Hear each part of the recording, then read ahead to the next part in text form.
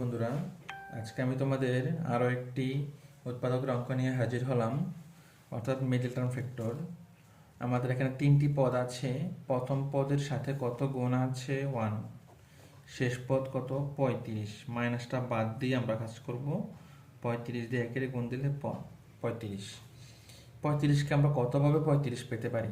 দেখো, 2 দিয়ে 35কে ভাগ যায় না, 3 দিয়েও যায় না। আমরা যদি 5 দিয়ে দিই, 5 7 35।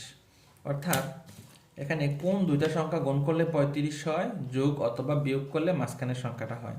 যেমন দেখো, 5 আর 7, আমরা যদি 5 আর 7 গুণ করি তাহলে 35 হয়, আর 5 আর 7 মানে 7 থেকে 5 বিয়োগ করি তাহলে 2 পাওয়া যায়।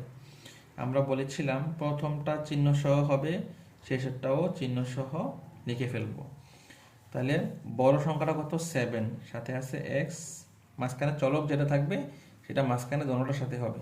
মাইনাসে মাইনাসে অর্থাৎ প্রথম চিহ্ন শেষ চিহ্ন গুণ করতে হবে।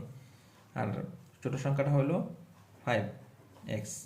এখন এই দুইটা থেকে কি কমন যায়? দেখো, এক্স এক্স মাইনাস 7 প্লাস 5 যদি কমন নেই, এক্স মাইনাস 7।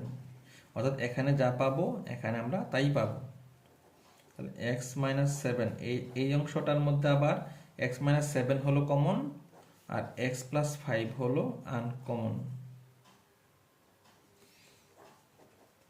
এটা হলো আমার উৎপাদক।